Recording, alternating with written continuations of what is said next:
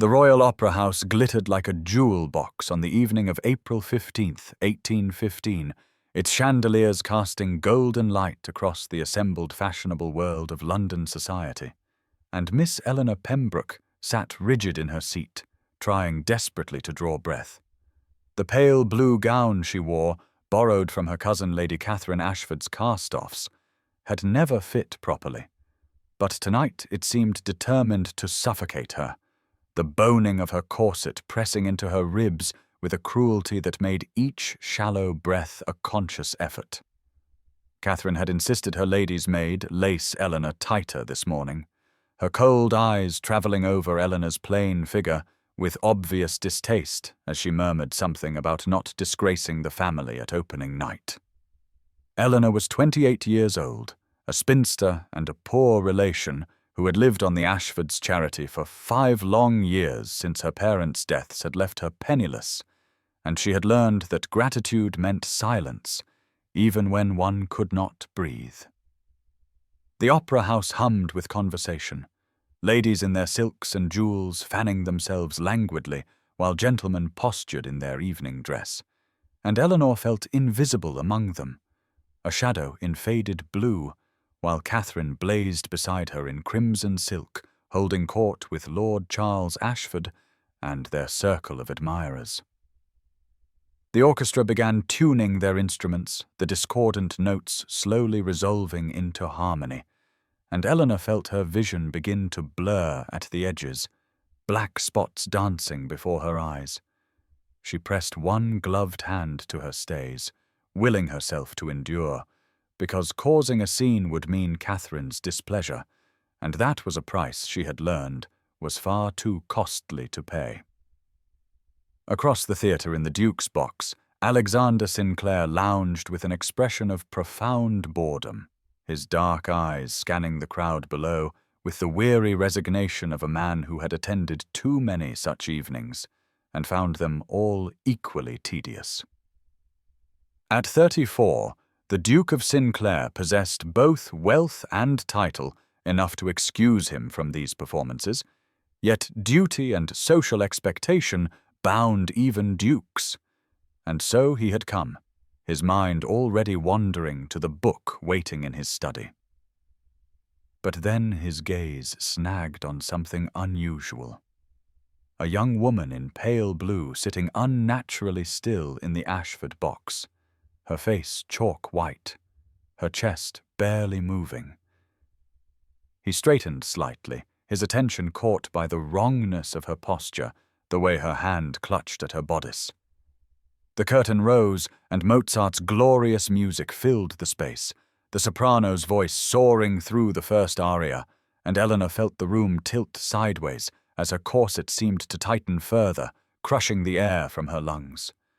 She tried to focus on the stage, on anything but the crushing pressure and the roaring in her ears, but darkness was creeping in from all sides now, and her last conscious thought before she began to fall was that she hoped, desperately, that her collapse would not embarrass Catherine too terribly much.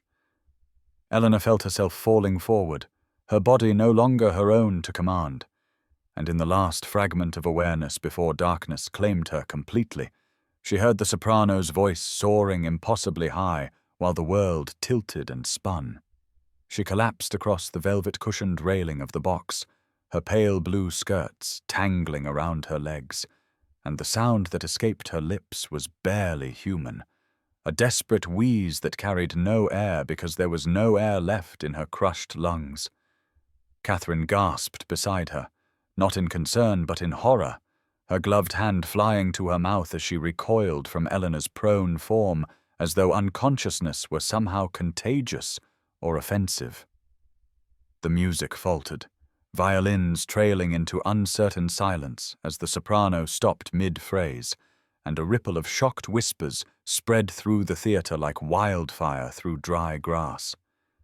Ladies raised their opera glasses not to view the stage, but to examine the spectacle of Miss Pembroke's collapse, their faces alight with scandalized fascination, while gentlemen murmured behind their hands and made no move whatsoever to offer assistance. Lord Charles Ashford stood frozen, his expression caught between embarrassment and indecision, clearly calculating whether acknowledging his wife's poor relation publicly would be more damaging than ignoring her entirely, and the answer he arrived at was evident in his continued stillness.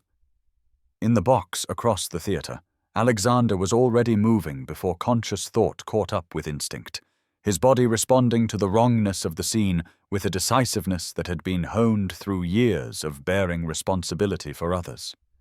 He saw what no one else seemed to register, that the young woman was not merely swooning in some affected display, but genuinely dying, her lips taking on a bluish tinge even from this distance, her chest utterly motionless beneath the tightly fitted bodice.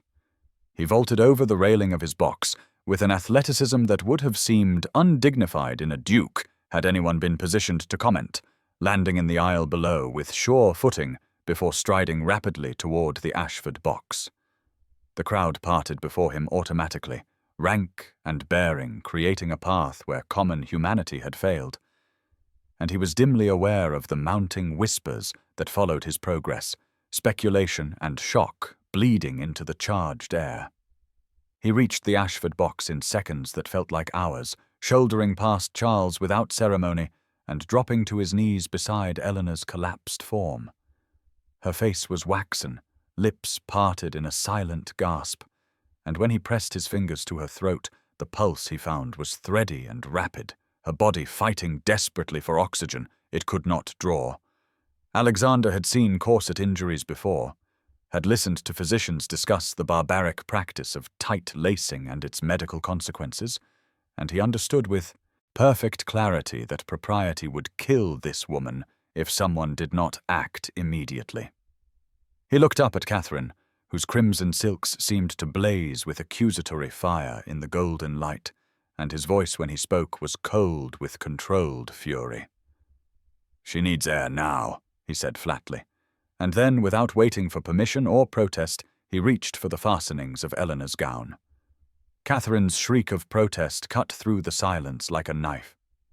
"Niftuam!" "Your Grace, you cannot, propriety." But Alexander ignored her utterly, his fingers working with swift precision at the tiny buttons running down Eleanor's spine, while the entire theatre watched in frozen horror. His movements were clinical, efficient, the motion of a man who understood that seconds mattered more than reputation, and he peeled back the fabric of her bodice to reveal the corset beneath, laced so tightly that the strings had created deep grooves in the material. The collective gasp that rose from the assembled audience was almost musical in its synchronized shock, ladies clutching their fans as though they themselves were being undressed, gentlemen averting their eyes with scandalized fascination while simultaneously watching through the gaps in their fingers. Alexander's jaw tightened as he saw the true extent of the barbaric lacing, the strings pulled so cruelly tight that they had compressed Eleanor's ribcage to an unnatural degree, and without hesitation he drew a small knife from his boot and sliced through the laces in 3 quick cuts. The corset sprang open like a trap releasing its victim, and for one terrible moment Eleanor remained utterly still, her body so starved for air that it seemed to have forgotten how to draw breath. Then her chest expanded in a sudden desperate gasp, a sound that was half sob and half relief, and color began to return to her blue-tinged lips as oxygen finally reached her starved lungs.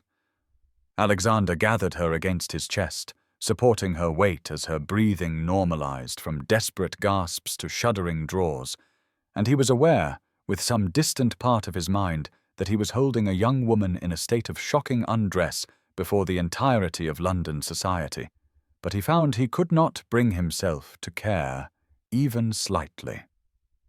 Catherine was still protesting, her voice shrill with outrage about scandal and disgrace and what people would say, and Alexander turned his head to look at her with such cold fury that she actually stepped backward, her crimson silks rustling.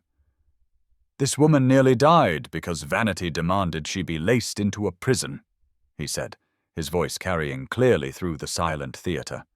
And if propriety values appearance over life, then propriety be cursed."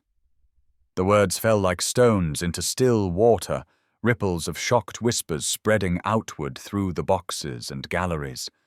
And Alexander was dimly aware that he had just created a scandal that would be discussed for months, possibly years. Eleanor stirred in his arms, a calm, small confused sound escaping her lips, and he looked down at her with an expression that softened immediately from fury to concern. Her eyes fluttered open, unfocused and bewildered, and he watched awareness slowly return to her face, followed immediately by mortification as she realized her state of undress and the hundreds of eyes fixed upon her. "Easy," he murmured, his voice low and meant only for her. "You are safe now. Just breathe." Around them the theatre remained frozen in tableau, the stage abandoned, the musicians clutching their instruments uncertainly. And in that moment, Alexander Sinclair made a decision that would alter the course of 2 lives, his hand tightening protectively around Eleanor's shoulders as he prepared to carry her from this place of judgment into something that might, with time and care, become salvation. And now's the time to stop and subscribe to our channel. If you enjoyed this video, don't forget to like it and drop a comment telling us where you're watching from. It's always amazing to see how far these tales travel across the world. Now let's continue. Eleanor's eyes focused slowly, the golden glow of the chandelier above fragmenting into shards of light that gradually resolved into the faces staring down at her. And the first clear thought that pierced through her confusion was not concern for her health, but absolute mortification that hundreds of people were witnessing her disgrace. She was lying in someone's arms, she realized with dawning horror, held against a broad chest in a position of shocking intimacy. And when she tried to move, her body protested with sharp aches that radiated from her ribs. The face above her came into focus, strong features marked by concern, grey eyes that held something she could not quite name, and she understood with a jolt that this was the Duke of Sinclair, a man so far above her station that she had never imagined speaking to him, much less being cradled against him, while her clothing hung open in disarray. She tried to speak, to apologize, to explain, but her throat was raw, and the only sound that emerged was a mortifying whimper. His expression softened immediately, those grey eyes warming with something that looked almost like tenderness, and his voice when he spoke was low and meant only for her ears despite the hundreds straining to hear. "You are safe now, Miss Pembroke. Just breathe. Everything else can wait." The sound of her name on his lips startled her, the realization that he knew who she was somehow more shocking than everything else that had transpired. And she became suddenly aware of how she must look, her borrowed gown gaping open, her hair falling from its pins, her face no doubt blotched and swollen from oxygen deprivation. She tried again to move, to pull away, to salvage some tiny fragment of dignity, but his arm tightened around her shoulders with gentle firmness. "Do not try to rise yet," he said quietly. "Your body needs time to recover." Around them, the theatre remained suspended in stunned silence, shock having given way to avid fascination as society witnessed the impossible tableau of a duke cradling a nobody with protective tenderness.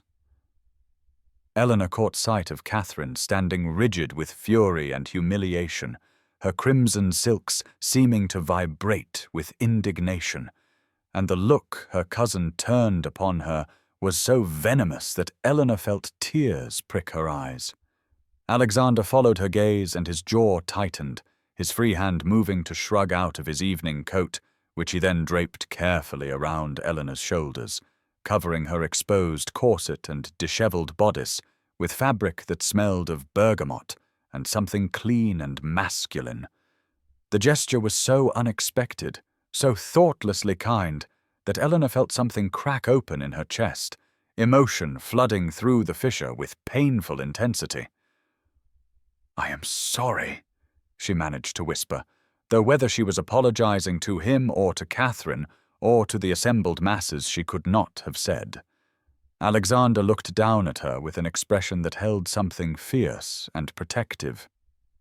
"You have nothing whatsoever to apologize for," he said firmly, and then, without asking permission or waiting for protest, he rose to his feet in one fluid motion, lifting her with him as though she weighed nothing at all.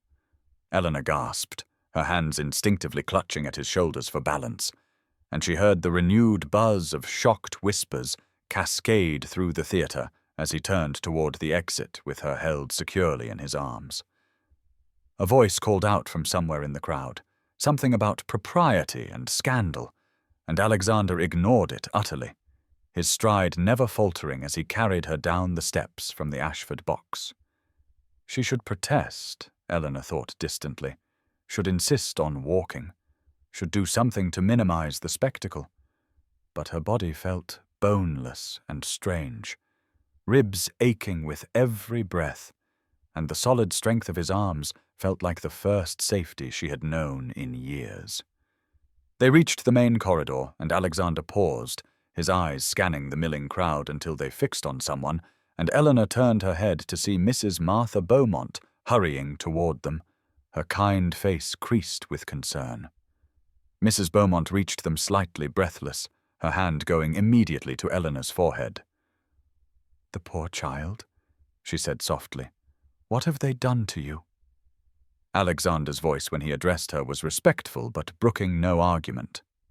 "I am taking Miss Pembroke to my residence where my physician can attend her. Will you accompany us as chaperone?" Mrs. Beaumont did not hesitate even slightly. "Of course, Your Grace, absolutely." Behind them, Catherine's voice rang out sharp with panic and fury, calling Eleanor's name, demanding she return at once. But Alexander simply shifted his grip and continued toward the exit, carrying Eleanor away from judgment into something that felt impossibly like rescue. Sinclair House on. Berkeley Square stood elegant and imposing in the lamplight as Alexander's carriage drew to a halt before its entrance, and Eleanor found herself carried up the marble steps, still wrapped in the Duke's evening coat, while Mrs. Beaumont followed close behind, with worried hands fluttering near Eleanor's pale face. The entry hall blazed with light from a crystal chandelier that cast dancing shadows across walls lined with portraits of Sinclair ancestors, who seemed to gaze down with austere judgment upon the disheveled young woman being transported through their domain, and Eleanor felt mortification wash over her again as liveried servants appeared from doorways with expressions of carefully controlled shock. Alexander issued quiet instructions to a tall man who materialized at his elbow, his voice calm and authoritative as he requested that Dr. Harrison be summoned immediately and that tea be prepared, and then he was carrying Eleanor through a doorway into a room that smelled of leather and old paper and wood smoke. The study wrapped around her like an embrace, all dark paneling and floor-to-ceiling bookshelves crammed with volumes whose gilt titles caught the firelight, and Alexander lowered her with surprising gentleness onto a deep leather sofa positioned near the hearth where flames crackled with welcoming warmth. Mrs. Beaumont was there instantly, tucking cushions behind Eleanor's back and fussing with the coat still draped around her shoulders, and Eleanor caught sight of herself in the mirror above the mantelpiece, hair hanging in tangled strands, face blotched and swollen, the borrowed pale blue gown gaping open beneath Alexander's black coat. She looked away quickly, humiliation burning in her throat, and became aware that Alexander had knelt beside the sofa, those grey eyes studying her face with an intensity that made her want to hide. "How are you feeling, Miss Pembroke?" he asked quietly, and there was something in his voice that suggested he actually cared about the answer rather than asking from mere politeness. Eleanor opened her mouth to say she was fine, to apologize again, to beg his pardon for the terrible inconvenience, but what emerged instead was a shaking whisper. "My ribs hurt terribly." Alexander's expression darkened, and he glanced toward Mrs. Beaumont, who had settled into a nearby chair. "The lacing," he said grimly. "It was tight enough to crack bone. I have never seen anything so barbaric." Mrs. Beaumont made a small, distressed sound and reached forward to pat Eleanor's hand. "The poor dear has been living with Lady Catherine Ashford these past 5 years as a poor relation," she said softly, and there was something in her tone that conveyed worlds of meaning in those few words. Eleanor saw understanding flash across Alexander's face, followed by something that looked remarkably like anger, and she wanted to protest that it was not so terrible, that Catherine had provided her a home when she had nowhere else to go, but the words died unspoken because they would have been lies. A servant appeared bearing a tea tray which Mrs. Beaumont took charge of with capable efficiency, and Eleanor accepted the delicate cup with trembling hands, the warmth seeping into her cold fingers while the fragrant liquid soothed her raw throat. Alexander had risen and now stood with one arm resting on the mantelpiece, firelight playing across features that seemed carved from granite, and when he spoke his voice was measured, but she could hear fury simmering beneath the surface. "Tell me, Miss Pembroke," he said quietly, "was tonight's lacing unusual, or is this how you are always dressed?" Eleanor stared into her teacup, shame washing over her in waves.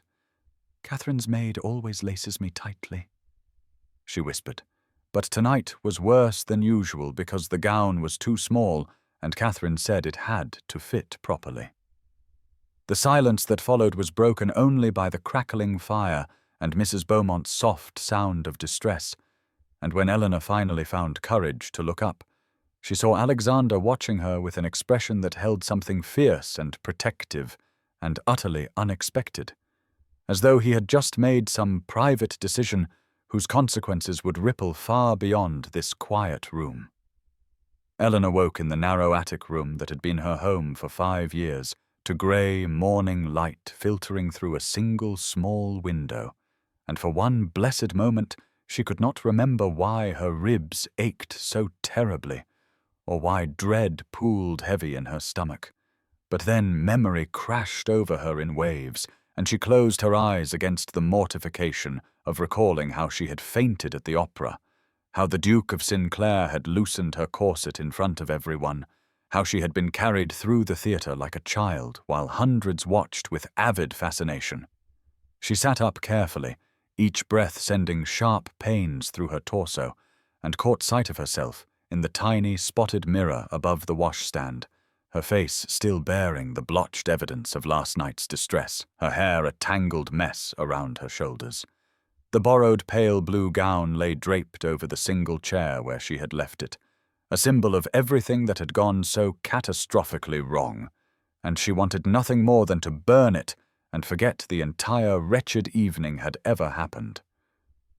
A sharp knock on the door made her flinch, and Catherine's voice called through the wood with icy precision that Eleanor should present herself in the drawing-room immediately, and the tone promised nothing good.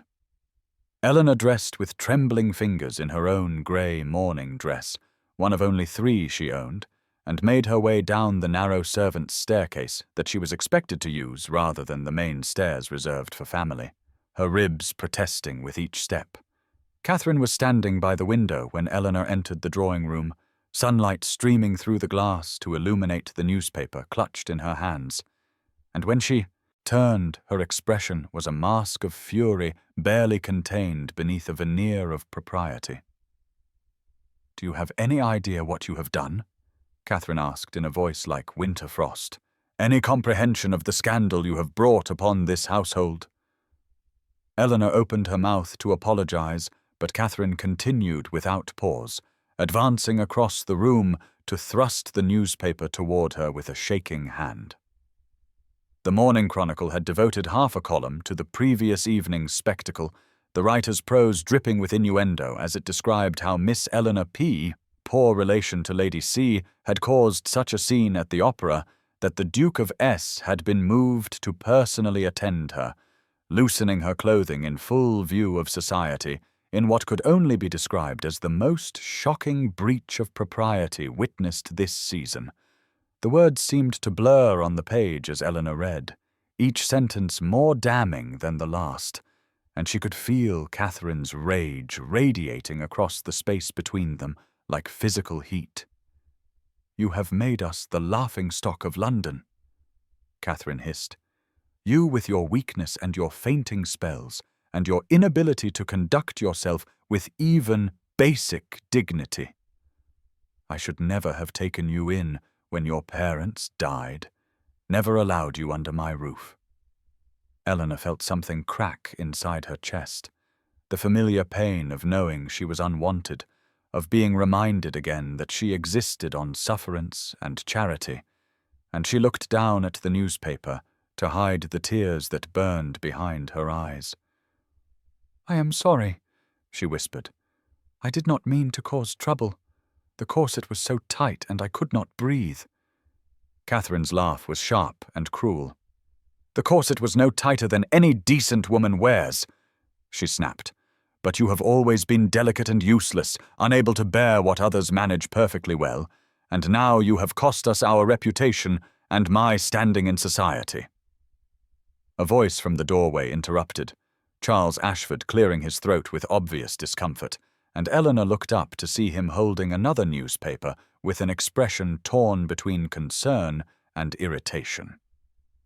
"Catherine," he said carefully, "the Duke of Sinclair is here to call on Miss Pembroke. He is waiting in the front parlour with flowers."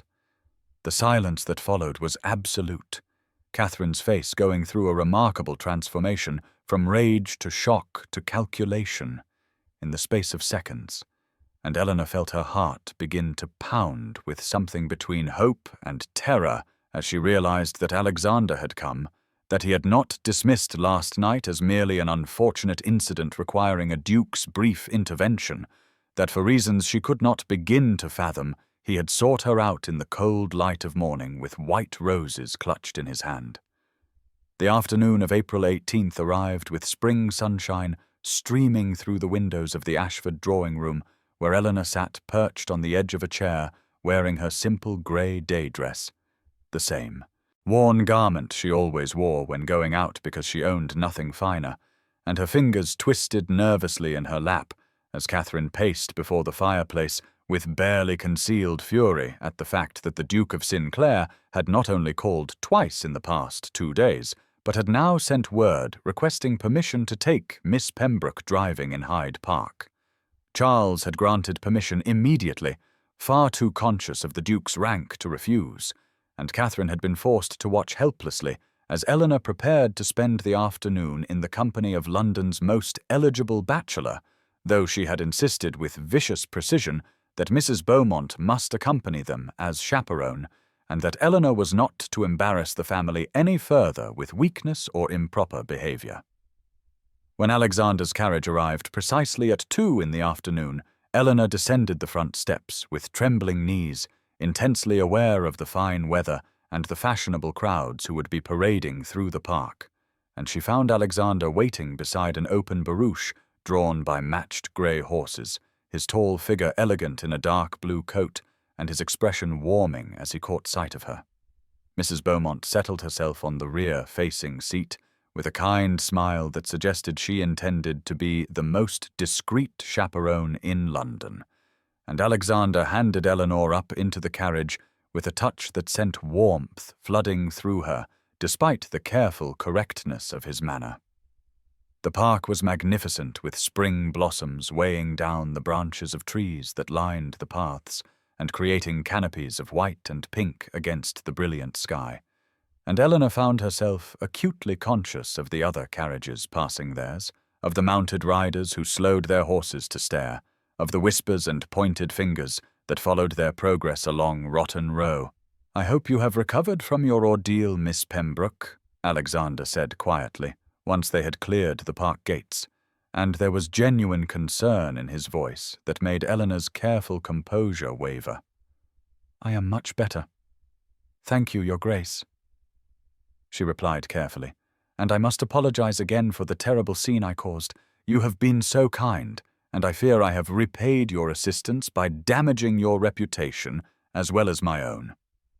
Alexander's expression shifted to something almost like amusement mixed with exasperation, and he turned in the seat to face her more directly. "Miss Pembroke," he said with unexpected firmness, "you have nothing for which to apologize. You nearly died because society has decided that women should be constrained to the point of suffocation in the name of fashion, and I will not hear you take blame for the cruelty of others." The words landed between them like stones dropped into still water, and Eleanor stared at him in confusion, because gentlemen simply did not speak this way, did not challenge the established order or suggest that fashion itself might be at fault, rather than female weakness. "I notice you are reading," Alexander continued with a gesture toward the small volume Eleanor had brought. "May I ask what has captured your attention?" Eleanor glanced down at the book in her lap, a borrowed copy of Wordsworth's poems that Mrs. Beaumont had lent her, and felt heat rise in her cheeks. "Just poetry, Your Grace," she murmured, "nothing of consequence." Alexander's eyebrow rose in a manner that suggested he found her dismissal unconvincing. "Wordsworth is hardly inconsequential," he said mildly. "I am particularly fond of his observations on nature and memory. Do you have a favorite among his works?" And just like that they were talking, truly talking, as the carriage rolled through the park and the spring afternoon unfolded around them like a blessing, and Eleanor felt something locked tight inside her chest begin very slowly to unfold.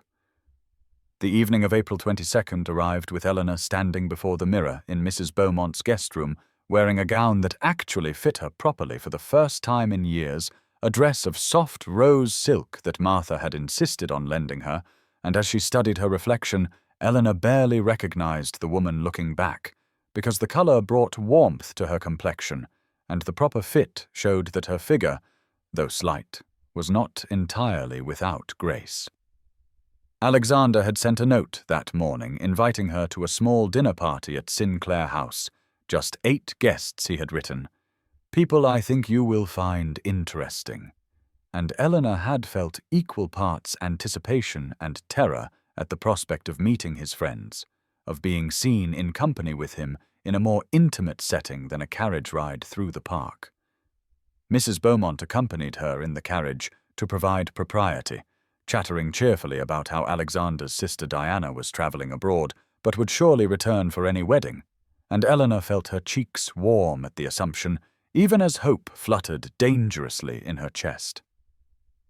Sinclair House blazed with welcoming light when they arrived, and Alexander met them in the entrance hall wearing evening dress that made him look both elegant and somehow more approachable, his smile warming as he took Eleanor's hand and led her toward the drawing room, where other guests were already assembled.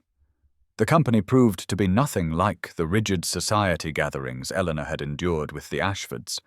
Instead, Alexander introduced her to a mix of intellectuals and reformers, including a lady writer who published essays on women's education, a member of Parliament known for his progressive views, a physician who lectured at the Royal College, and their spouses who were equally unconventional and welcoming. Eleanor found herself seated between Alexander and the lady writer at dinner, the conversation flowing around the table, touching on topics that made her pulse quicken with excitement, debates about expanding access to education, discussions of social reform and the responsibilities of those with privilege, passionate exchanges about literature and philosophy that reminded Eleanor of conversations she had once shared with her father before his death.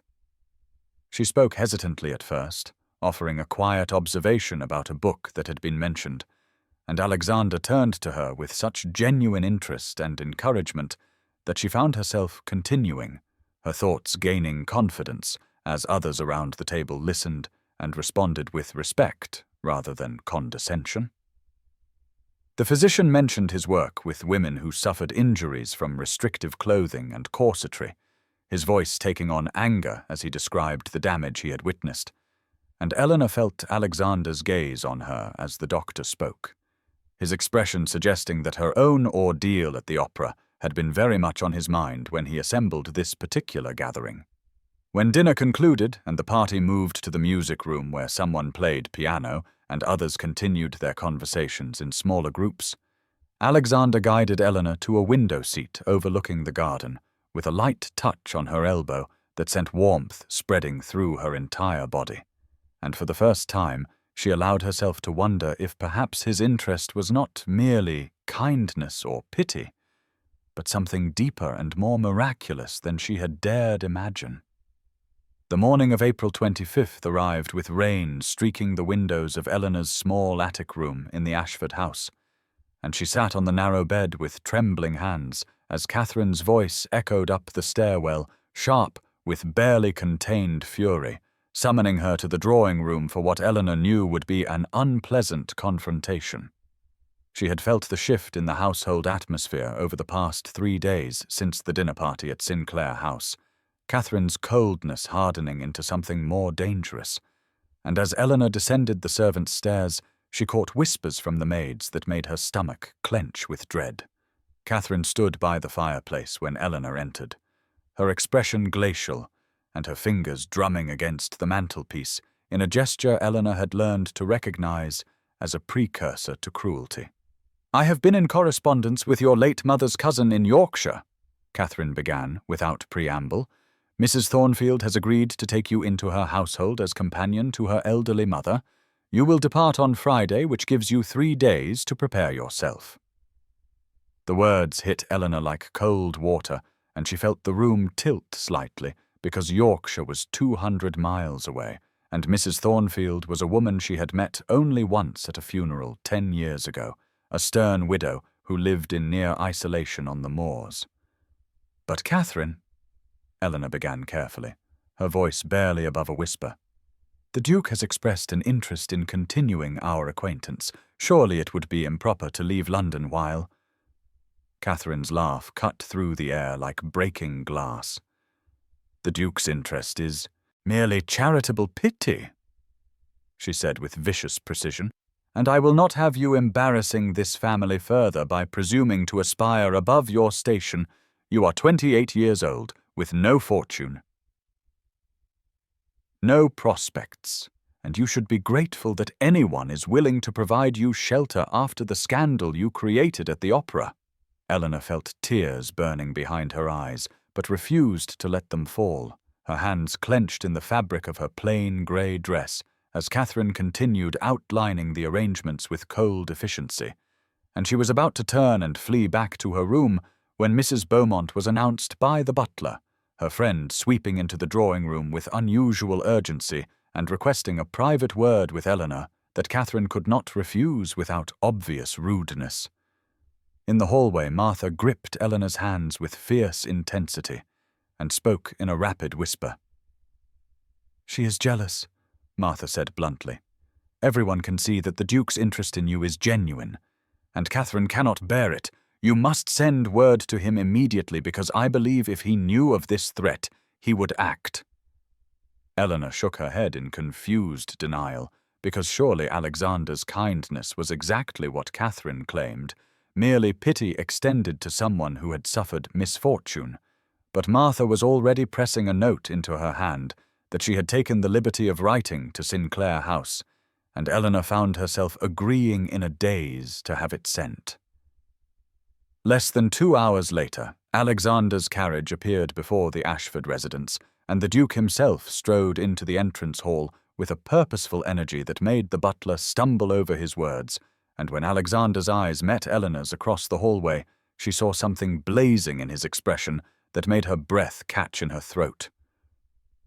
"Miss Pembroke," Alexander said with careful formality that barely concealed the intensity beneath, "I wonder if you might grant me a private word in the garden, with Mrs. Beaumont's accompaniment, of course, for propriety." The Ashford garden lay damp from recent rain as Alexander led Eleanor down the gravel path toward a secluded corner near the old stone wall where climbing roses were just beginning to bud, and Mrs. Beaumont tactfully positioned herself by the gate where she could provide propriety while allowing them privacy for conversation. Eleanor's heart hammered against her ribs as she walked beside him, acutely aware of the intensity radiating from his tall frame, And when they reached the bench beneath the ancient oak tree, Alexander turned to face her, with an expression so earnest and vulnerable that it made her breath catch in her throat. "Miss Pembroke," he began, then stopped and shook his head slightly as though dissatisfied with the formality. "Eleanor," he said more softly, "I understand from Mrs. Beaumont that your cousin intends to send you away to Yorkshire." She nodded mutely because her voice seemed to have abandoned her entirely, and Alexander continued, with carefully controlled emotion. "I cannot allow that to happen," he said. "Not when I have found in you something I had ceased to believe existed in all of society, someone whose mind challenges me, whose kindness moves me, whose very presence has awakened feelings I thought myself incapable of experiencing." Eleanor felt tears pricking at her eyes as she struggled to make sense of his words, her hands trembling where she had clasped them together. "Your Grace," she whispered, "you do not need to speak so out of pity or obligation.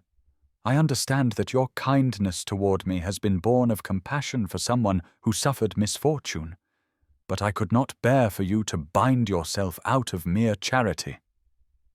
Alexander's jaw tightened, and he reached for her hands with sudden urgency, his touch warm and steady as he held her trembling fingers. "Pity," he said with something almost like anger threading through his voice. "Eleanor, I kneel before you now, not from pity but from love." And to her absolute astonishment, he did precisely that, lowering himself to one knee on the damp gravel path while maintaining his grip on her hands, his grey eyes searching her face with an intensity that made her feel as though he could see straight into her frightened heart.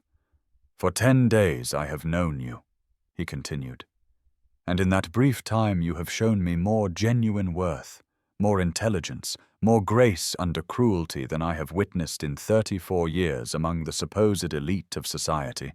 You have made me laugh and think and hope for a future I had resigned myself to living without." From his coat pocket he withdrew a small velvet box and opened it to reveal a ring of exquisite simplicity, a deep blue sapphire surrounded by small diamonds that caught the grey afternoon light. "This was my grandmother's ring," Alexander said, "given to a woman of true character who defied convention to marry the man she loved, and I can think of no one more worthy to wear it than you."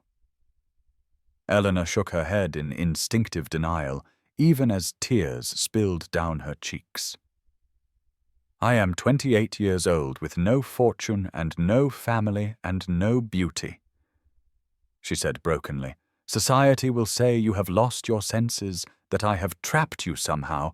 I cannot let you sacrifice yourself." Alexander rose swiftly and cupped her face in his hands with a tenderness that made her heart shatter and reform in the same instant. "You are beautiful," he said fiercely, not in the vapid way society measures such things, but in ways that matter, in your kindness to servants, in your hunger for knowledge, in your dignity when faced with cruelty, in the way your whole face illuminates when you speak of something that moves you. And as for sacrifice, the only sacrifice would be living without you now that I have found you. Will you marry me, Eleanor? Will you become my Duchess and my partner and the person I come home to every evening for the rest of my life?" She could not speak past the tightness in her throat, so she simply nodded. And Alexander's face transformed with a joy so pure it took her breath away as he slipped the sapphire ring onto her finger and then, with infinite gentleness, leaned forward to press his lips to hers in a kiss that was brief and tender and tasted of promise and rain and the beginning of everything. They walked back toward the house together with Eleanor's hand tucked into the crook of Alexander's arm, and the sapphire ring catching the fading afternoon light like a small star on her finger. And though her heart still raced with the unreality of what had just occurred, she felt a fierce determination rising within her as they approached the entrance where they both knew Catherine awaited. Alexander paused at the door and looked down at her with an expression that mingled tenderness with something harder and more protective. "I will not allow her to speak to you with cruelty," he said quietly. "You are my betrothed now, and any insult to you is an insult to me and to my house, do you understand?" Eleanor nodded mutely because speaking seemed impossible, past the emotion swelling in her throat. And then Alexander was opening the door and leading her through the entrance hall toward the drawing room where voices could be heard, Catherine's sharp tones rising above her husband's lower rumble. The moment they entered the room, Catherine's words died mid-sentence as her gaze dropped immediately to Eleanor's hand, where the unmistakable gleam of the Sinclair sapphire blazed against her pale skin. And for a long, frozen moment, no one spoke as the full implication settled over the room like falling snow. "Lord Ashford," Alexander said with perfect formality, though his voice carried an edge of steel that Eleanor had never heard before, "I am come to inform you that Miss Pembroke has done me the extraordinary honor of accepting my hand in marriage, and I trust we have your blessing and congratulations." Charles Ashford rose hastily from his chair, his expression cycling through shock and confusion before settling into something that resembled grudging pleasure, because refusing to congratulate a duke was unthinkable, regardless of personal feelings, and he crossed the room with hand extended to offer stiff felicitations, while Catherine remained frozen by the window. "How?" Catherine finally managed, and the single word dripped with venom and disbelief as her eyes fixed on Eleanor with something approaching hatred. "How did you manage this? What lies did you tell him about your circumstances? What manipulations?" Alexander's entire posture changed in an instant, his frame seeming to grow taller and colder as he turned the full weight of his rank and authority toward Catherine in a way that made even Charles step back slightly. "Lady Ashford," Alexander said with icy precision, "I will allow you this single opportunity to reconsider both your words and your tone. My betrothed is a woman of exceptional character who has endured mistreatment in this house with a grace and dignity that speaks to her. True, Worth, and I suggest you govern yourself accordingly." Catherine's face flushed an ugly red, but she pressed her lips together in furious silence, and Alexander continued with calm authority that brooked no argument. "Miss Pembroke will be removing her possessions from your residence this evening and will reside with Mrs. Beaumont until our wedding, which will take place on May 17th. You will, of course, receive an invitation, though I trust you will understand if we keep the gathering intimate." Eleanor felt tears pricking at her eyes, but whether from relief or lingering shock she could not say. And when Alexander glanced down at her with such obvious concern and affection that it made Catherine's jaw tighten, she found herself standing straighter and meeting her cousin's gaze with newfound courage.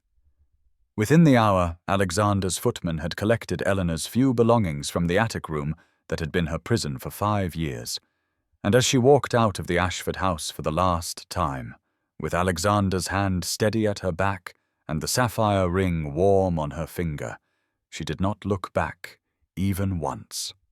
Eleanor woke the next morning in Mrs. Beaumont's guest room, feeling as though the previous evening had been some fever dream conjured by desperate longing, until she lifted her left hand and saw the sapphire ring gleaming against her finger in the pale April sunlight streaming through the lace curtains. And then the reality of it all crashed over her with such force that she pressed her face into the pillow and wept with a mixture of joy and lingering disbelief. By the time she had dressed in one of her few serviceable gowns, a simple grey muslin that suddenly seemed impossibly shabby, the breakfast room was already abuzz with Mrs. Beaumont reading aloud from the morning papers, where news of the engagement had somehow already appeared in the society columns, and the reactions ranged from shocked congratulations to thinly veiled insinuations about fortune hunting that made Eleanor's cheeks burn with shame, even as her friend insisted such venom stemmed purely from jealousy. Alexander arrived at precisely 10 o'clock, as he had promised the night before, looking impossibly handsome in a dark blue coat that matched his eyes, and the warmth in his expression when he saw Eleanor waiting in the drawing-room made her heart perform acrobatics in her chest in a way that would have alarmed her if it had not felt so wonderfully right. "I thought we might visit Madame Dubois this morning," he said with a smile that held both affection and determination. "You will need a proper wardrobe befitting your new station." And before Eleanor could formulate the protest rising to her lips about expense and frivolity, he continued more softly. "I know your instinct is to refuse anything that seems extravagant, but I would ask you to trust me when I say that seeing you dressed as you deserve to be dressed, in fabrics and colors that bring you joy, would give me more pleasure than you can possibly imagine." Mrs. Beaumont accompanied them as chaperone for propriety's sake, though the engagement made such precautions somewhat less critical. And as Alexander handed Eleanor up into his elegant carriage, with the ducal crest emblazoned on the door panel, she caught sight of Lydia Fairfax across the street, staring with such obvious envy that Eleanor felt a small, fierce satisfaction bloom in her chest despite her better nature. Madame Dubois' establishment on Bond Street was the most fashionable modiste in London, a place Eleanor had never dreamed of entering. And when the proprietress herself came forward to greet them with deep curtsies for the Duke and carefully concealed curiosity for his betrothed, Alexander took immediate command of the situation with a grace that suggested he had done this before, though Eleanor tried not to wonder for whom. "My fiancé will require a complete wardrobe," he said with quiet authority. "Day dresses, evening gowns, walking costumes, riding habits, if you are amenable to learning to ride, Eleanor?" And he glanced down at her with such hopeful warmth that she found herself nodding mutely. "And of course her wedding gown, though I trust you to work with her on those particulars, as I understand the groom is not meant to see it beforehand." For the next 2 hours, Eleanor stood surrounded by bolts of silk and muslin and velvet in every color imaginable, while Madame Dubois and her assistants measured and draped and suggested. And though Eleanor tried repeatedly to guide them toward simpler and less expensive options, Alexander quietly but firmly insisted she choose what she truly loved. And when she finally admitted that the deep rose silk reminded her of the garden at her childhood home before her parents died, the expression on his face held such tender understanding that she had to look away before she wept in front of the seamstresses. They ordered 12 gowns in total, with the wedding dress to be created in ivory silk of such delicate beauty it looked like captured moonlight.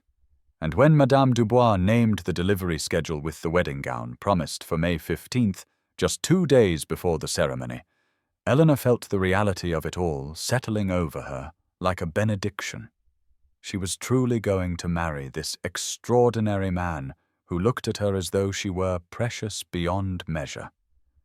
And as they left the shop with Alexander's hand warm and steady at her back, she finally allowed herself to believe that perhaps, just perhaps, she deserved this happiness after all.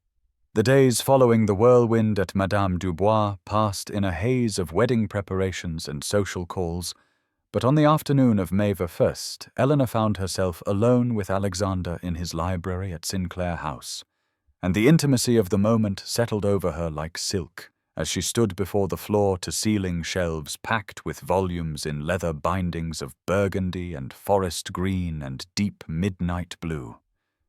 Mrs. Beaumont had been called away to attend to a household matter, and though propriety suggested Eleanor should leave, or at least keep the door open, Alexander had quietly closed it behind them, with a look that suggested he craved privacy, not for impropriety, but for the kind of conversation that required walls between oneself and the world. And Eleanor found her heart racing not with fear, but with anticipation of deeper knowing. "I have not been entirely forthcoming about my past," Alexander said quietly, as he guided her to the leather sofa near the fireplace, where afternoon sunlight slanted through the windows in dusty golden bars, and Eleanor felt his hand warm and slightly rough against hers as they sat closer than strict propriety allowed. their knees nearly touching through the layers of fabric. "There was an engagement some years ago," he continued, and his voice held a careful neutrality that suggested old pain carefully examined and set aside. "A young woman of impeccable breeding and fortune, whom my family considered eminently suitable, and whom I believed I could grow to love, given time and proximity." Eleanor's breath caught, but she remained silent, sensing that he needed to speak this history aloud, and Alexander's thumb traced small circles on the back of her hand in an absent gesture that suggested he drew comfort from the contact. She ended the engagement. 6 months before our wedding, he said with a faint smile that held no bitterness. She had fallen quite desperately in love with her music master, and though the scandal was considerable, I found myself feeling more relief than grief, which told me everything I needed to know about the authenticity of my own feelings. Eleanor looked up at him then, and found his blue eyes watching her with such focused attention that it made her breath stutter, and she understood suddenly that he was offering her this history, not as confession, but as context, as evidence that what lay between them was different and deeper and more real than anything that had come before. "My parents died when I was 20, Eleanor heard herself saying, though she had not planned to speak. Her father had been a country vicar with more books than income, and my mother had been a gentleman's daughter who married for love rather than position, and they gave me an education far beyond my station because they believed knowledge was wealth that could never be taken away." Alexander's hand tightened on hers, and his other hand came up to cup her cheek with such tenderness that tears pricked at Eleanor's eyes, and she continued speaking past the tightness in her throat about how the fever had taken them both within a week, and how Catherine had been her only living relation, and had taken her in, not from kindness but from duty, and how the 8 years since had been a slow erosion of self until that night at the opera when everything had changed. "You are the bravest person I have ever known," Alexander said with quiet ferocity, "to have endured such diminishment and still retained your essential self, your intelligence and compassion and dignity. Eleanor, you humble me." She shook her head mutely because his words seemed impossibly generous, but Alexander leaned forward until their foreheads touched, and the gesture felt more intimate than any kiss. And in the library, surrounded by books, with the May afternoon golden around them, Eleanor finally allowed herself to believe that she was not simply being rescued, but genuinely loved, not for what she might become, but for exactly who she already was. Lady Harrington's ballroom on the evening of May the 7th glowed with the light of 1,000 candles reflected in gilt mirrors that lined the walls, and Eleanor stood at the top of the grand staircase with her hand resting lightly on Alexander's arm, feeling her heart pound with a mixture of terror and determination as the majordomo announced in ringing tones the Duke of Sinclair and Miss Eleanor Pembroke, and the collective gaze of London society turned toward them with curiosity and judgment written in equal measure across their elegant faces.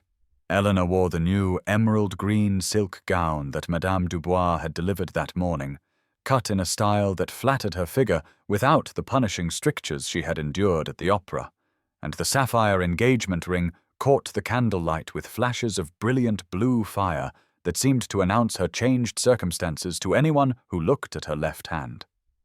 Alexander looked down at her with such obvious pride and affection that Eleanor felt some of her anxiety ease even as they descended the stairs into the throng of guests, and she could feel his strength and steadiness flowing into her through the point where his hand covered hers on his sleeve, an anchor in the storm of scrutiny that awaited them below. "You are radiant," Alexander murmured for her ears alone as they reached the bottom step. "And I am the most fortunate man in this room or any other." And Eleanor felt warmth bloom in her chest at his words, even as she caught sight of Lydia Fairfax holding court near the refreshment table with a cluster of society matrons who seemed to be watching Eleanor's arrival, with expressions ranging from cautious welcome to barely concealed disdain. The first test came within moments when Lady Harrington herself approached to offer formal congratulations, and though her smile was polite, there was a calculating assessment in her eyes as she looked Eleanor over from head to toe, taking in the fine gown and jewels, but also the uncertain bearing of someone not yet accustomed to such grand surroundings. "How lovely you look, my dear," Lady Harrington said, with a tone that managed to sound both complimentary and faintly surprised. "I do hope you are recovering from your unfortunate incident at the opera. Such a dreadful business, but how fortunate that His Grace was present to render assistance." Eleanor felt the barb beneath the pleasantries, but before she could formulate a response, Alexander spoke with cool authority. Fortune had nothing to do with it. "Lady Harrington, I consider it providence that I was in a position to help Miss Pembroke when others were too paralyzed by false propriety to act, and I find that a person's character is best judged by their conduct in crisis rather than by their adherence to social niceties that value reputation over human life." The rebuke was subtle but unmistakable, and Lady Harrington's smile became slightly fixed as she inclined her head and moved away. And Eleanor looked up at Alexander with gratitude and growing confidence as they moved deeper into the ballroom, where other guests approached to offer congratulations or simply to stare. When the orchestra struck up a waltz, Alexander turned to Eleanor with a smile that held both invitation and challenge. "May I have the honor?"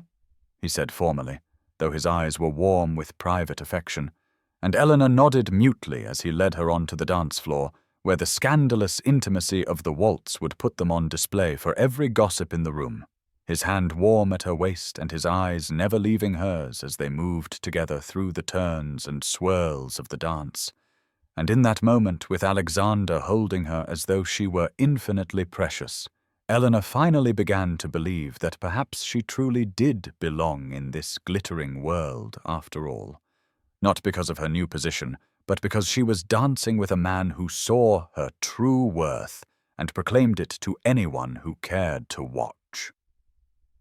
The journey to Sinclair Park on the afternoon of May chapter 10th took them through countryside that was lush with late spring growth, the hedgerows thick with white hawthorn blossoms, and the fields beyond painted in shades of emerald and gold.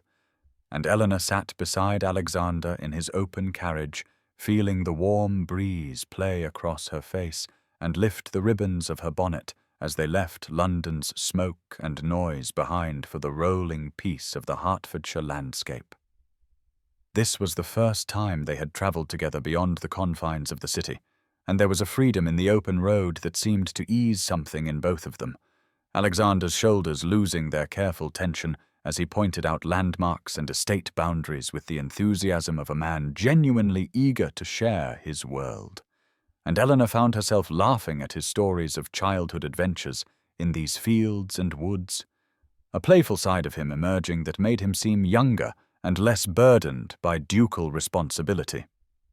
When the estate came into view, Eleanor's breath caught, because Sinclair Park was magnificent in a way that was both grand and somehow welcoming, the great house built of honey-coloured stone that glowed warm in the afternoon sunlight, with tall windows that reflected the sky and extensive gardens that spread out in formal terraces before giving way to more natural parkland dotted with ancient oaks and graceful willows. The staff had assembled to greet them, and Eleanor felt a flutter of nervousness as the carriage drew to a halt before the main entrance, but the housekeeper, Mrs. Reynolds, came forward with a warm smile that reached her eyes and a curtsy that was respectful without being obsequious, and she welcomed Eleanor with words that suggested genuine pleasure rather than mere duty. Alexander kept his hand at the small of Eleanor's back as they toured the house, a steady presence that helped ground her as she tried to take in the scale of what would soon be her home. The grand entrance hall with its marble floors and sweeping staircase, the formal drawing rooms and intimate parlours, the dining room that could seat 40 guests, And finally the library that made Eleanor stop in her tracks with a small gasp of wonder, because it was even more extensive than the one in London. 3 stories of books accessible by a graceful spiral staircase, with windows overlooking the gardens and comfortable chairs positioned to catch the light. "You could spend every day here if you wished," Alexander said softly, as he watched her turn slowly to take it all in. "And I would count myself fortunate to find you among the shelves whenever I came looking." And Eleanor turned to him with tears pricking her eyes, because he understood her so completely, knew that this room was worth more to her than all the grand state apartments and ballrooms combined. They walked through the gardens afterward, following gravel paths between beds of roses just beginning to bloom, and through an arched trellis heavy with early clematis. And when they reached the lake that lay at the edge of the formal grounds, Alexander drew her down to sit beside him on a stone bench beneath a willow tree, the water before them reflecting the clouds and the surrounding trees in mirror-perfect stillness. "This is where I want to build our life," Alexander said quietly as he took both her hands in his, "not in London's ballrooms or society's judgment, but here in this place where we can simply be ourselves, where you can pursue your interests and I can support you in whatever you wish to accomplish." And Eleanor looked into his eyes and saw her future reflected there, not as a duchess playing a role, but as a woman fully known and deeply cherished. And she leaned forward to kiss him with a tenderness that held all her gratitude and growing love, accepting finally and completely that this extraordinary life was truly hers to claim.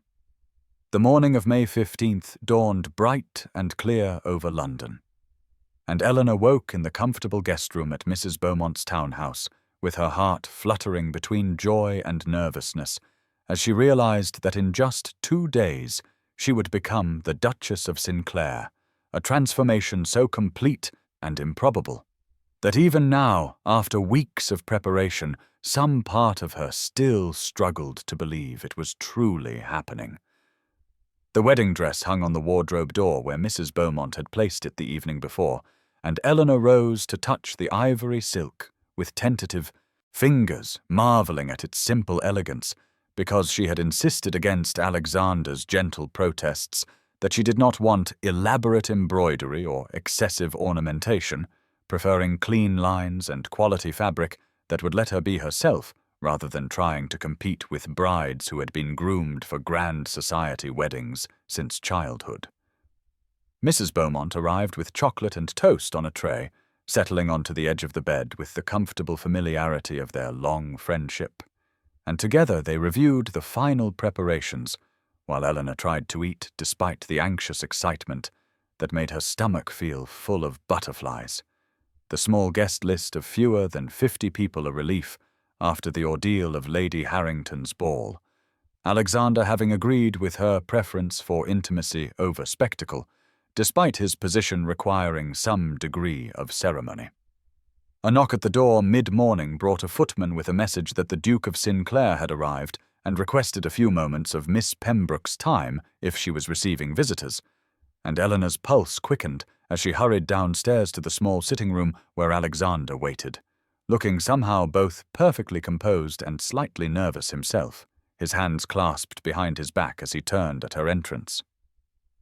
"I know it is irregular to see you so close to the wedding," he said with a smile that held a hint of uncertainty, "but I wanted to give you something pivotally before we are caught up in the final rush of preparations," and Eleanor moved closer, feeling her own smile bloom in response to his presence, the simple fact of being near him enough to steady her jangled nerves. Alexander drew a folded paper from his coat and held it out to her, and when Eleanor opened it, she found herself looking at an architectural drawing of a room lined floor to ceiling with bookshelves, large windows onto walls to provide abundant light, and comfortable chairs arranged near a fireplace. And she looked up at him in confusion until he explained softly that he had commissioned the renovations of the morning room at Sinclair House to create a library entirely for her use, a space where she could retreat whenever she wished to read or think or simply be alone with her thoughts. The thoughtfulness of it, the clear evidence that he had been planning this gift for weeks while attending to all the other wedding preparations, broke through the last of Eleanor's composure, and she felt tears spill hot down her cheeks as she looked between the drawing and Alexander's anxious face. And when she could finally speak, her voice came out choked with emotion as she told him that no one in her entire life had ever given her something so perfectly suited to who she truly was, a gift that saw not the duchess she was becoming, but the woman who had always found her greatest joy among books and ideas. Alexander stepped forward to gently wipe the tears from her cheeks with his thumbs, and he told her in a voice rough with his own emotion that he loved her not for what she would become, but for exactly who she already was, and that every day for the rest of their lives he intended to prove to her that she was cherished beyond measure. And Eleanor reached up to pull his face down to hers and kissed him with a fierce tenderness that held all her gratitude and wonder and growing certainty that somehow, against all probability, she had found not just love, but true partnership with a man who saw her completely. The morning of May 17th dawned with the sort of perfect spring clarity that seemed to bless important occasions, and Eleanor woke in the guest room at Mrs. Beaumont's townhouse, with her heart racing and her hands trembling as the full reality of what this day meant washed over her in waves of joy and disbelief and wonder, because in just a few hours she would stand before witnesses and become the Duchess of Sinclair, a transformation so complete that the terrified poor relation who had fainted at the opera barely more than a month ago seemed like a different person entirely.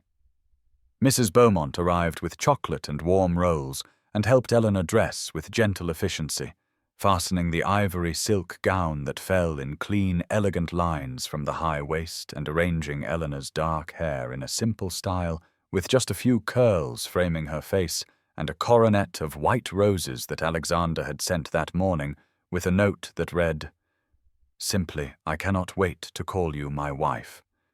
And when Eleanor finally looked at herself in the mirror, she saw not the plain, overlooked spinster she had been trained to see, but a woman radiant with happiness and worthy of the love that had so unexpectedly found her.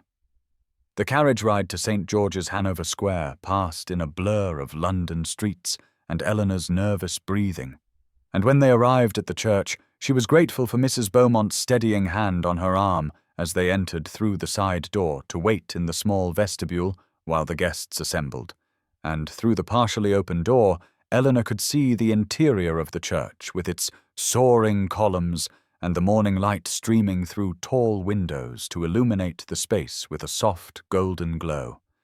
The gathering was small, as she and Alexander had agreed upon, perhaps 40 people in the pews, mostly his close friends and a few of Eleanor's scattered acquaintances, and she noticed with a mixture of relief and bitter satisfaction that Lady Catherine Ashford was conspicuously absent, though Lord Charles sat in a rear pew looking uncomfortable in his finest coat, and the guests who were present included several of the reformist thinkers from Alexander's dinner party, along with his elderly aunt and various friends from his club who had proven supportive of the unconventional match. The music began, and Mrs. Beaumont squeezed Eleanor's hand once before releasing it and taking her place.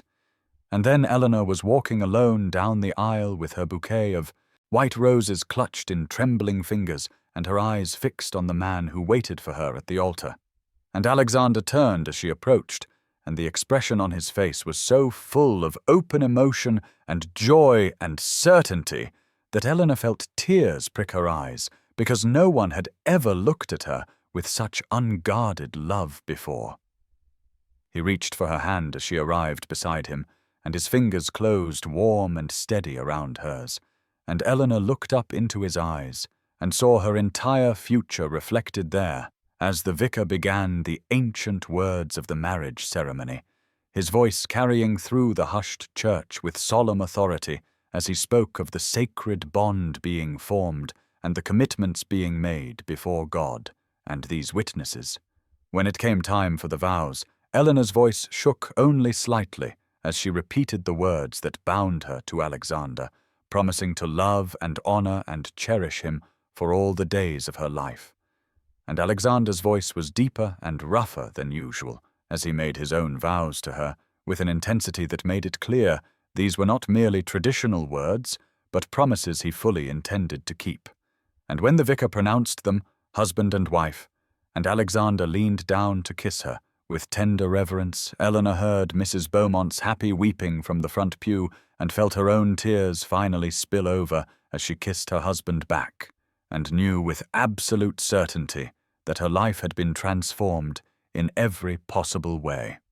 The wedding breakfast at Sinclair House was an intimate affair, with perhaps 30 guests gathered in the grand dining room, where sunlight streamed through tall windows and illuminated the long table set with fine china and crystal. And Eleanor moved through the celebration in a daze of happiness, acutely aware of the gold band now resting on her finger beside the sapphire engagement ring and the new title that seemed to shimmer in the air around her like something both impossibly foreign and increasingly real, with every person who addressed her as Your Grace or the Duchess of Sinclair. Alexander remained close beside her throughout the meal, his hand finding hers beneath the table whenever conversation swirled around them. And Eleanor noticed with a mixture of wonder and satisfaction how the guests who had once looked through her as though she were invisible now sought her attention and deferred to her opinions, the transformation in their behavior so complete that it would have been laughable if it were not also a sobering reminder of how much society valued rank over character. Mrs. Beaumont glowed with proud happiness from her seat near the head of the table, and when she caught Eleanor's eye, she raised her glass in a private toast that brought fresh tears to Eleanor's eyes, because this woman had been kind to her when kindness cost social capital, and now she was being rewarded with the satisfaction of seeing her friend elevated to a position of security and love that neither of them could have imagined just 5 weeks ago. The speeches were mercifully brief, mostly warm wishes from Alexander's close friends who had come to appreciate Eleanor's intelligence and character during the courtship, and when Alexander himself rose to thank the guests, his voice was steady, but his eyes were bright with emotion as he looked down at Eleanor and said simply that he was the most fortunate man in England to have found a woman of such grace and wisdom and strength, and that he intended to spend the rest of his life proving himself worthy of her trust. The afternoon was well advanced when Alexander leaned close to murmur that the carriage was ready whenever she wished to depart for Sinclair Park, and Eleanor felt her breath catch and her pulse quicken, because leaving meant truly beginning their married life together with all the intimacy and vulnerability that entailed, and though she trusted Alexander completely, there was still a nervous flutter in her stomach as she nodded and rose from the table with him. The farewell to Mrs. Beaumont was tearful and prolonged, with promises to write often and visit soon. And then Eleanor was settling into the familiar comfort of Alexander's carriage, with her husband beside her and the sounds of London gradually fading as they headed into the countryside. And Alexander took her hand and raised it to his lips, and told her softly that she looked beautiful, and that he loved her, and that he would be patient and gentle with her always. And Eleanor turned to him with tears of gratitude and joy in her eyes, and kissed him with all the love and trust and wonder that filled her heart, knowing that she was finally and truly home. The 2 weeks at Sinclair Park passed in a haze of golden summer light and deepening intimacy, as Eleanor settled into her new life with a sense of wonder that never quite faded, even as the initial strangeness of being addressed as Your Grace and having servants attend to her every need gradually became familiar, and the estate itself revealed its charms slowly through long walks in the gardens, where roses bloomed in profusion and the air smelled of honeysuckle and cut grass, through quiet mornings in the library where Alexander had indeed created a space entirely for her use, with shelves waiting to be filled according to her own preferences, and through leisurely afternoons when they rode together across the parkland, and Alexander pointed out tenant farms and explained his plans for improvements while asking her opinion with genuine interest that still surprised her. Eleanor found herself thinking often of the woman she had been just 2 months ago, that frightened poor relation who had believed herself destined for a life of invisibility and quiet desperation, and the contrast with her current reality was so stark that sometimes she had to touch the gold band on her finger or catch sight of herself in a mirror wearing one of her beautiful new gowns to convince herself this was not an elaborate dream from which she would soon wake back in her cramped attic room at the Ashford residence. But Alexander was very real beside her each night and each morning, patient and tender and increasingly passionate as Eleanor's initial nervousness gave way to trust and then to her own awakening desire. And she discovered that physical intimacy with someone who truly loved her was a revelation of connection and vulnerability that bound them together in ways she had never imagined possible. The letters from Mrs. Beaumont arrived regularly with news from London, reporting that society had largely accepted the match after the initial scandal died down, and that Eleanor's new position as Duchess of Sinclair commanded the respect that rank always guaranteed regardless of how that rank had been achieved, and there was particular satisfaction in Mrs. Beaumont's account of encountering Lady Catherine at a shop where Catherine had been forced to curtsy to Mrs. Beaumont as a courtesy to her close friendship with the Duchess, a reversal of power that Eleanor tried not to take too much pleasure in, even as she could not help but smile. But more important than social triumph was the quiet domestic happiness Eleanor discovered in simply being with Alexander, learning his habits and preferences and moods, observing how he managed his estates with conscientiousness, and how he treated his servants with respect, and finding that he listened to her ideas with genuine consideration, especially when she tentatively mentioned her thought of establishing a small school for the daughters of tenant farmers and village families who currently had no access to education. Alexander's immediate enthusiasm for the project and his practical suggestions for how to implement it made Eleanor's heart swell with gratitude and love, because he was not merely indulging her as a wealthy man might humor his wife's charitable whims, but was genuinely partnering with her to create something meaningful. And within days, they had identified a suitable building in the village and begun making plans to hire a teacher and gather supplies.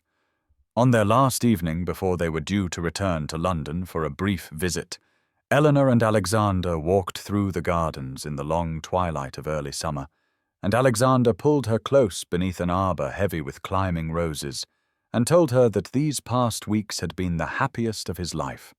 And Eleanor looked up at her husband with tears of joy in her eyes, and knew that she had finally found the home she had been seeking all her life, not in a place but in the heart of a man who saw her true worth and loved her not despite her past, but because of everything she was.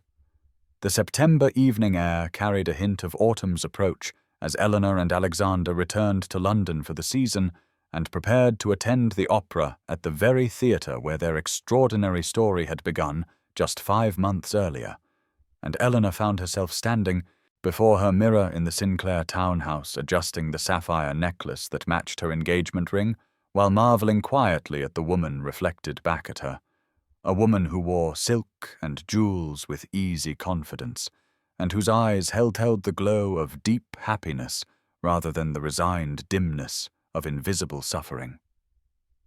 Alexander appeared behind her in the mirror and placed his hands gently on her shoulders, asking if she was ready to face the place where she had nearly died, and where he had first truly seen her.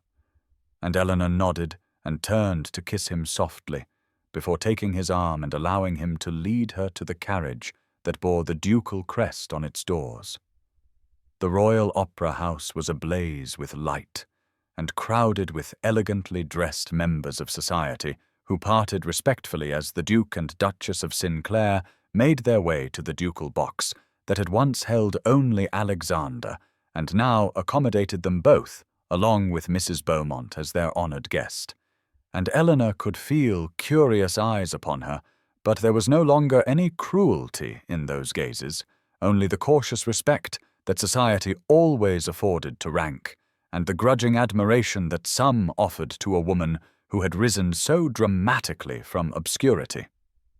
As they settled into their seats, Eleanor's gaze drifted across the theatre to the box where she had sat that terrible April night in borrowed blue silk, with her ribs compressed to the point of death, and she saw with a mixture of satisfaction and pity that Lady Catherine was seated there beside Lord Charles, her crimson gown and haughty posture unable to disguise the diminishment of her social position, now that she had lost the reflected glory of housing the Duchess of Sinclair and had gained instead the reputation of a woman who had mistreated a relation who proved more worthy than anyone had imagined. Catherine's eyes met Eleanor's for one brief moment across the crowded theatre, and Eleanor inclined her head in a gesture that was neither triumphant nor cruel, but simply acknowledged the vast distance that now separated their positions. And then she turned her attention back to Alexander, who was watching her with love and pride, and who took her hand as the lights dimmed and the music began. The opera was beautiful, and Eleanor lost herself in the performance, no longer struggling to breathe or wishing herself invisible, but instead sitting beside her husband in perfect comfort and security. And when intermission arrived and they stepped out into the corridor, she was greeted with respectful curtsies and warm congratulations on the school she had established for tenant farmers' daughters, a project that had already attracted notice and admiration from reformist circles in London. Walking through those same halls where she had once been carried unconscious and dishevelled in Alexander's arms, Eleanor reflected on the strange mercy of fate that had brought her to the very edge of death in order to deliver her into a life more full and purposeful than any she had dared imagine. And she thought of all the women who even now sat in similar positions of powerlessness and invisibility, and she resolved to use her new position to advocate for those whom society overlooked, just as she had once been overlooked. As the evening drew to a close and she and Alexander prepared to depart, Eleanor paused at the top of the grand staircase and looked back at the glittering theatre where her life had irrevocably changed. And Alexander leaned close to whisper that he loved her and that he thanked heaven daily for the chance that had brought her into his life. And Eleanor smiled and took his arm and stepped forward into the night, knowing that her story was proof that transformation is always possible, that true worth will ultimately be recognized by those with eyes to see it, and that it is never too late for a new beginning when love and courage align to rewrite what seemed an unchangeable fate.